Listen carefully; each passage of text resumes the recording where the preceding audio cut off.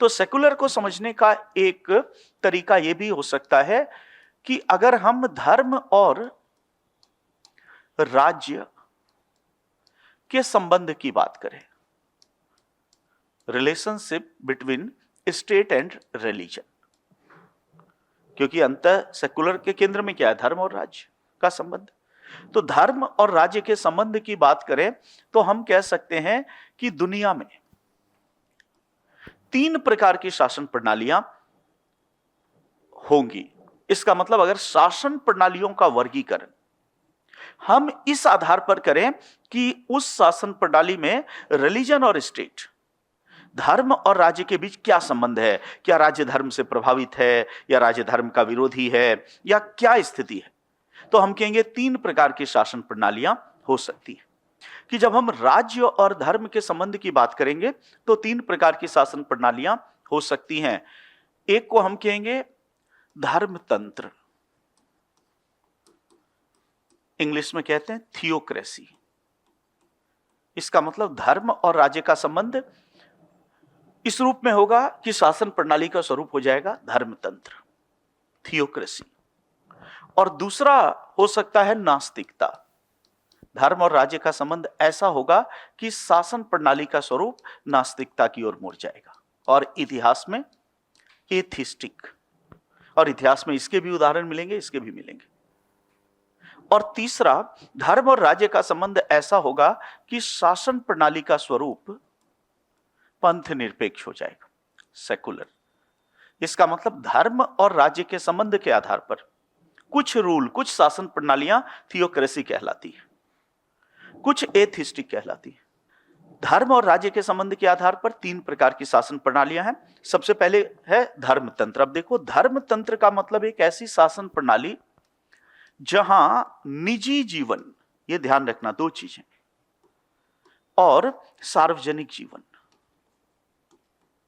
ये दोनों, निजी जीवन और सार्वजनिक जीवन दोनों धर्म विशेष से संचालित होगा, एक पर्टिकुलर रिलीजन से संचालित होगा। और ऐसी शासन प्रणाली को हम आमतौर पर थियोक्रेसी या धर्मतंत्र कहेंगे।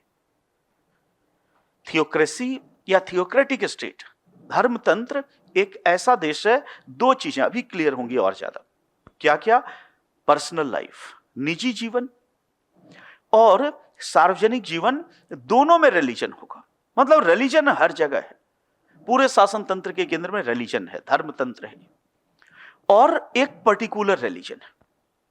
जैसे वर्तमान में अगर हम इसकी बात करें तो सबसे अच्छा इसका उदाहरण है तालिबान शासित अफगानिस्तान। तो देखो, क्रिकेट में भले ही अफगानिस्तान कमाल दिखा रहा है, लेकिन शासन प्रणाली के तौर पर बहुत पिछड़ा हुआ है। अफगानिस्तान में वर्तमान जो तालिबान का शासन है उसको हम किस कैटेगरी में रखेंगे? धर्मतंत्र। इसका मतलब अगर अफगानिस्तान की बात करें तो सार्वजनिक जीवन भी इस्लाम से चल रहा है। इस्लाम से चलने का मतलब है कि संविधान से ऊपर है कुरान, और यदि संविधान और कुरान में टकराव हो तो कुरान चलेगा, संविधान नहीं। तो सार्वजनिक जीवन में भी किसकी सर्वोच्चता है? धर्म की। इसका मतलब अल्लाह के नाम पर, ईश्वर के नाम पर ही शपथ ली जाएगी, सब कुछ कुरान के आधार पर ही शासन चलेगा। और इसलिए देखो, जब अफगानिस्तान में तालिबान सत्ता में आया तो उन्होंने 10 कमांडेंट्स जारी किए। 10 कमांडेंट्स मतलब 10 आदेश जो महिलाओं के लिए थे, और उस सब का आधार कुरान और हदीस धर्म ग्रंथ थे कि महिलाएं सार्वजनिक स्थल पर बिना नकाब, हिजाब जो भी है वो लगाए बिना नहीं निकल सकती। महिला पुरुषों के साथ को एजुकेशन नहीं हो सकता। महिलाएं जोर से हंस नहीं सकती, ये भी 10 कमांडेंट्स में शामिल है। लेकिन फिर भी 10 कमांडेंट्स, तो अब अगर भारत के संदर्भ में इन कमांडेंट्स को देखोगे तो लोग हास्यास्पद कहेंगे कि महिलाएं क्यों नहीं जोर से हंस सकती भाई, महिलाएं हिजाब लगा के क्यों घूमेंगी, उनकी मर्जी है। महिलाएं क्यों नहीं को एजुकेशन होगा, क्यों? क्योंकि हम धर्मतंत्र नहीं है। लेकिन वो धर्मतंत्र है तो यहां सार्वजनिक जीवन भी, इसका मतलब आर्थिक नीतियां भी, राजनीतिक नीतियां भी, सब किस पर आधारित होंगी? रिलीजन। और निजी जीवन में भी एक धर्म विशेष हावी होगा, और एक ही धर्म विशेष हावी होगा।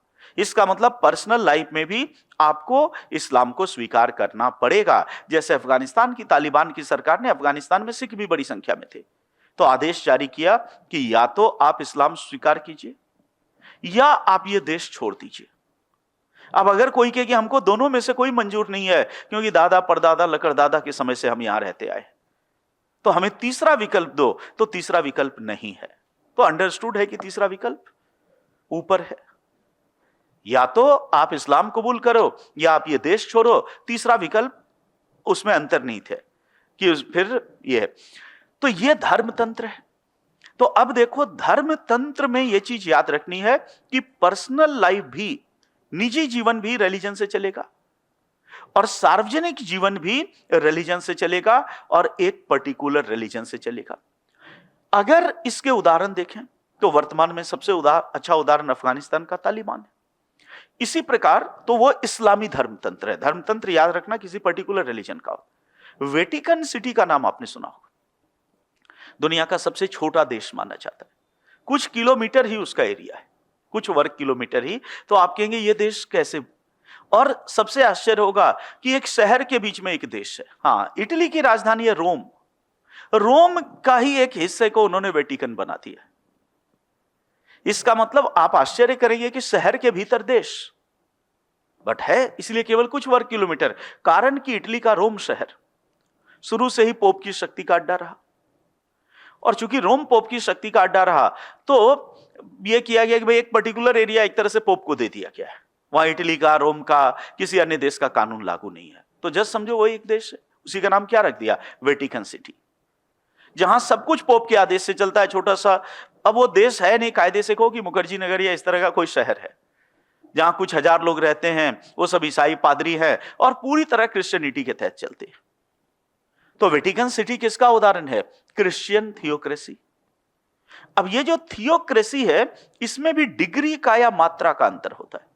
ईरान भी एक धर्मतंत्र है, लेकिन अफगानिस्तान की तुलना में थोड़ा सा नरम है। तो डिग्री अलग अलग होगी, लेकिन कुल मिलाकर निजी जीवन और सार्वजनिक जीवन में धर्म हावी होगा। तो हमने देखा पहला शासन तो है धर्मतंत्र। हम कहेंगे सेकुलर धर्मतंत्र से अलग है, क्योंकि सेकुलर में सबसे पहली बात कि धर्म विशेष की बात नहीं चलती है। सेकुलर में सभी धर्मों की बात चलती है, पहली बात। दूसरी बात कि सेकुलर में निजी जीवन में धर्म होता है। तो याद रखना कि सेकुलर का मतलब नास्तिक नहीं है। इंडिया में ऐसा नहीं कि धर्म को मानने से मुझे रोका जाएगा। तो पर्सनल लाइफ में पूजा पाठ XYZ करने की छूट है, हाँ, विशेष को नहीं, सभी को। लेकिन पर्सनल लाइफ में पूजा पाठ करने की छूट है, मंदिर, मस्जिद, गुरुद्वारा, और इसमें कोई प्रॉब्लम नहीं है। जब फंडामेंटल राइट में आएंगे तो हम देखेंगे आर्टिकल 26 जब पढ़ेंगे तो मस्जिद बनाना, मंदिर बनाना यह मौलिक अधिकार है, फंडामेंटल राइट है, सामान्य अधिकार नहीं। हाँ, ये जरूर है कि सरकारी जमीन का अतिक्रमण करके मस्जिद या मजार बनाना या हनुमान जी का मंदिर बनाना वो गलत है। लेकिन अगर मैं अपनी जमीन में बिल्कुल वैध तरीके से कमाए गए अपने पैसों से एक भव्य मंदिर या मस्जिद बनाना चाहता हूं, तो आगे पढ़ेंगे आर्टिकल 26 के तहत फंडामेंटल राइट है, धार्मिक संस्थाओं की स्थापना करना मौलिक अधिकार। क्यों? क्योंकि नास्तिक देश नहीं है, मंदिर, मस्जिद, गिरजा सब होगा, लेकिन सार्वजनिक जीवन में धर्म की मनाही होगी। याद करो, पब्लिक लाइफ में रिलीजन नहीं होगा तो हमारी आर्थिक प्रणाली रिलीजन से नहीं चलेगी, हमारी राजनीतिक प्रणाली रिलीजन से नहीं चलेगी, तो महिलाओं पर इस्लामी कमांडेंट या हिंदू कमांडेंट लागू नहीं होगा पब्लिक लाइफ में। पर्सनल लाइफ में कोई महिला हिजाब पहनना चाहे उसको रोका नहीं जाएगा, लेकिन कोई इसको बाध्य नहीं करेगा कि वो ऐसा करे ही। तो अब आपने देख लिया कि धर्म तंत्र से कैसे अलग है पंथ निरपेक्ष। तो यहां एक विशेष धर्म है, वहां सभी धर्म है, प्लस यहां पर निजी और सार्वजनिक दोनों जीवन धर्म से संचालित है, बट वहां पर सार्वजनिक जीवन धर्म से संचालित नहीं है, निजी जीवन में धर्म की आजादी है, तो उससे डिफरेंट हो गया। अब आ जाओ नास्तिकता। नास्तिकता का मतलब है कि धर्म विरोधी, ऐसा शासन जो पूरी तरह धर्म विरोधी हो, रिलीजन के एकदम खिलाफ हो। इसको अगर तकनीकी भाषा में बात करें तो निजी जीवन दोनों में धर्म का विरोध हो। ध्यान से देखो, बिल्कुल टेक्निकली जब हम एग्जाम में इसको 200 वर्ड्स में एक्सप्लेन करेंगे तो ये सब कॉन्सेप्ट लाएंगे कि सेकुलर कैसे यूनिक है। निजी जीवन और सार्वजनिक जीवन दोनों में धर्म का विरोध है। जस्ट इसका समझो ऑपोजिट हो गया। यहां निजी जीवन भी धर्म से चल रहा है, सार्वजनिक जीवन भी, पर्सनल लाइफ भी और पब्लिक लाइफ भी। बट यहां पर न पब्लिक लाइफ में रिलीजन है, न पर्सनल लाइफ में रिलीजन है। और ऐसे शासनों का उदाहरण आप मान सकते हैं साम्यवादी रूस। जब रूस में क्रांति हुई थी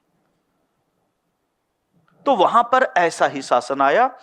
मार्क्सवादी देश इसके उदाहरण होंगे। और याद करो, रूस में कौन सी क्रांति हुई थी 1917 में? मार्क्सवादी, कार्ल मार्क्स के विचारों पर। तो मार्क्सवादी शासन आमतौर पर नास्तिक शासन के रूप में आता है। जिन देशों में भी मार्क्सवादी शासन आएगा तो आमतौर पर वह नास्तिक होगा। क्यों?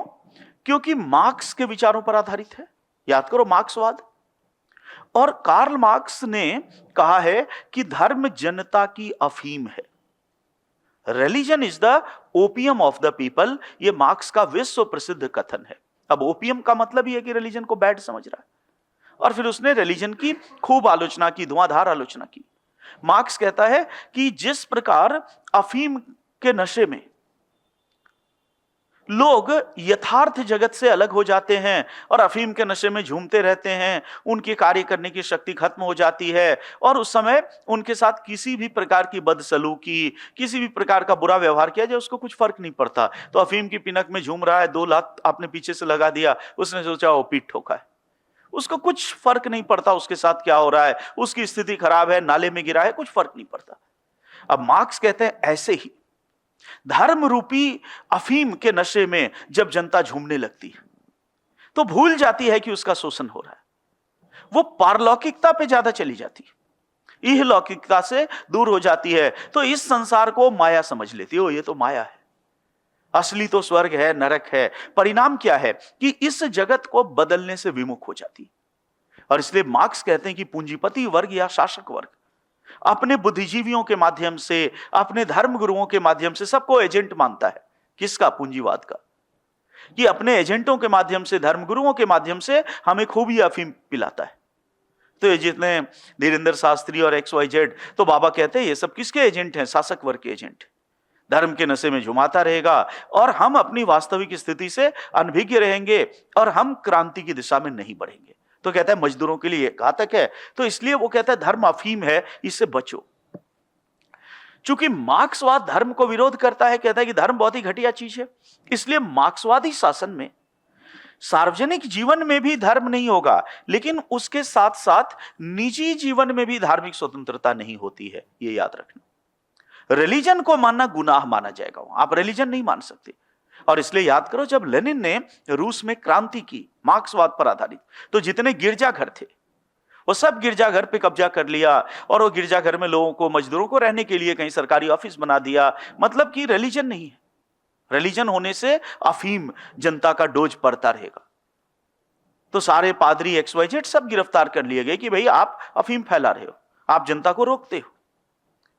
इसका मतलब कि नास्तिकता हो गई। अब आता है कि सेकुलर नास्तिक से कैसे अलग है। इसीलिए अलग है कि सेकुलर सार्वजनिक जीवन में धर्म की मनाही करता है, लेकिन यह निजी जीवन में धर्म की मनाही नहीं करता है। तो अब देखो, सेकुलर धर्मतंत्र से भी अलग है। क्यों? क्योंकि धर्मतंत्र में सार्वजनिक और निजी दोनों जीवन में रिलीजन है, लेकिन सेकुलर में निजी जीवन में रिलीजन है, सार्वजनिक में नहीं है। और सेकुलर नास्तिकता से भी अलग है, क्योंकि नास्तिकता कहती है कि पर्सनल लाइफ, निजी जीवन में भी रिलीजन नहीं है। गॉड को नहीं मानना है, गॉड को मानने से आपको जेल हो जाएगी। और सार्वजनिक जीवन में भी, सरकार की नीतियों में भी रिलीजन नहीं है। जबकि सेकुलर कहता है सार्वजनिक जीवन में रिलीजन नहीं है, लेकिन निजी जीवन में आप मंदिर मस्जिद गिरजा बनाओ। रूस में मंदिर मस्जिद गिरजा बनाने पर रोक रहेगी। साम्यवादी, मार्क्सवादी में, अब वहां भी देखो मार्क्सवाद खत्म हो गया, बट उस दौर की बात है। अब आते हैं तब पंथ निरपेक्ष क्या है। तो हम कहेंगे पंथ निरपेक्ष एक ऐसा देश है जहां सार्वजनिक जीवन में रिलीजन का हस्तक्षेप नहीं होगा। इसका मतलब वहां पर रिलीजन से बचाव होगा। सार्वजनिक जीवन में रिलीजन का हस्तक्षेप नहीं होगा, लेकिन निजी जीवन में रिलीजन होगा। निजी जीवन में धर्म की स्वतंत्रता होगी। तो अब अगर एग्जाम में मान लो यहां से एक सवाल निकले कि पंथ निरपेक्ष किस प्रकार नास्तिकता और धर्मतंत्र दोनों से अलग है और इसका स्वरूप कैसे विशिष्ट है, तो पहले बताओ धर्मतंत्र। दो चीजें एकदम याद रखना कि पब्लिक लाइफ और पर्सनल लाइफ दोनों रिलीजन से प्रेरित है, उदाहरण अफगानिस्तान आदि का दो। उसके बाद जो नास्तिक, पर्सनल लाइफ में भी रिलीजन पर रोक और पब्लिक लाइफ में भी रिलीजन पर रोक, मार्क्सवादी देश रूस XYZ, कारण धर्म अफीम है। और उसके बाद जो सेकुलर, दोनों से अलग है, क्योंकि पर्सनल लाइफ में रिलीजन मानने की आजादी है, इसलिए यह नास्तिक नहीं है। तो नास्तिक और सेकुलर में यही अंतर है कि नास्तिक में पर्सनल लाइफ में भी आजादी नहीं है, लेकिन यहां पर्सनल लाइफ में आजादी है। तो नास्तिक देश में मंदिर बनाना गुनाह होगा, गिरजा बनाना गुनाह होगा, जैसे लेनिन के रूस में गिरजा बनाना गुनाह था। बट हमारे यहां फंडामेंटल राइट, क्योंकि हम सेकुलर हैं। लेकिन सार्वजनिक जीवन में रिलीजन नहीं होगा।